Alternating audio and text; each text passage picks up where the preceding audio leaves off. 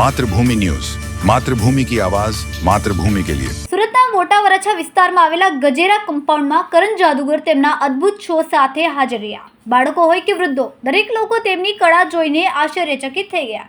તેમની પ્રતિભા દર્શકોના મનમાં એક નવી પ્રેરણા જગાવી રહી હતી. સુરતમાં ફરી એકવાર જાદુનો જાદુ છવાઈ ગયો છે. જી હા, પ્રખ્યાત જાદુગર કરણ પોતાના અદ્ભુત અને આશ્ચર્યજનક જાદુઈ કૌશલ્ય સાથે આજ નાગરિકોના દિલ જીતી રહ્યા છે. આ ફક્ત એક જાદુઈ શો નથી, પરંતુ એક એવું અનુભવ છે કે જે લોકોમાં જીવનમાં નવી ઉત્સુકતા અને આનંદ ઉમેરે છે.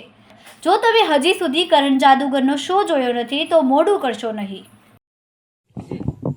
નમસ્કાર, હું કરણ જાદુગર હિંમતનગર શહેરનો વતની છું. જિલ્લો સાબરકાંઠા લાગે. ગુજરાતમાં ઉત્તર ગુજરાત કહેવાય છે.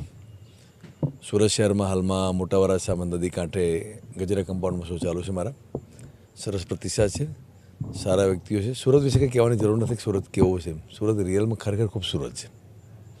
જાદુકલા ભારતીય સંસ્કૃતિનો એક ભાગ છે.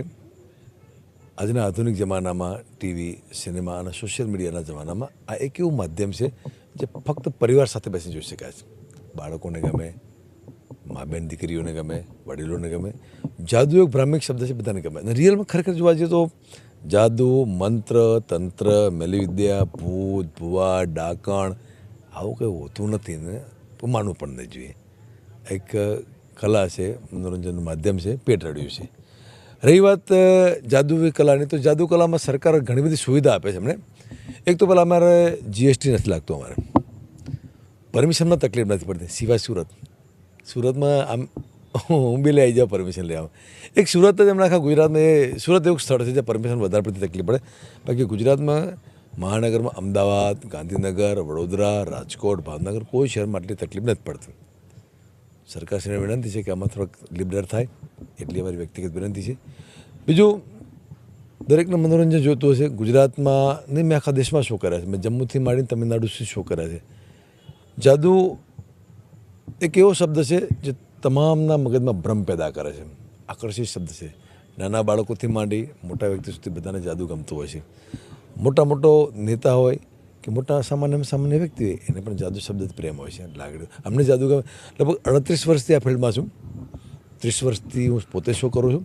અને લગભગ 22,000થી વધારે મેં શો કર્યા છે, જેમાં સૌથી વધારે ગુજરાતમાં શો કર્યા છે. અને ગુજરાતમાં કદાચ સૌથી વધારે શો કર્યા હોય તો સુરતમાં.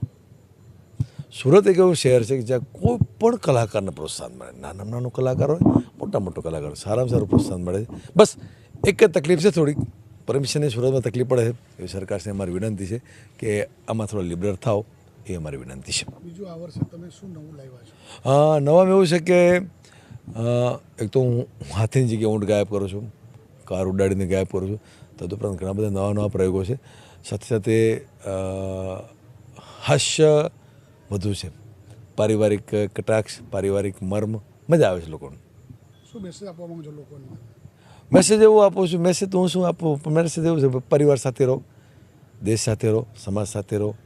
છોકરાઓને હિંમત આપો, ભણાવો ના કરો, છોકરાઓને ભણાવો. જે એક નાની મોટી વ્યથા છે કે ભાઈ છોકરાઓને નહીં ભણાવવી જોઈએ, દીકરી ભણાવવી જોઈએ, તો એને પણ હું કહું છું કે દીકરાઓ ભણાવો. બાળકો ભણશે તો દેશ આગળ વધશે. ભણતરમાં જ સૌથી મોટી દુનિયા છે. ભણતરથી વિશેષ દુનિયામાં કંઈ છે જ નહીં આ જગતમાં. કેટલા દિવસ તમે અહીંયા રોકાવાના છો? એ તો હું ના કહી શકું. છીએ જ્યાં સુધી ચાલશે, રોટલા અહીંયા હશે ત્યાં સુધી અહીંયા સુરતમાં મોટા વરાછામાં છીએ.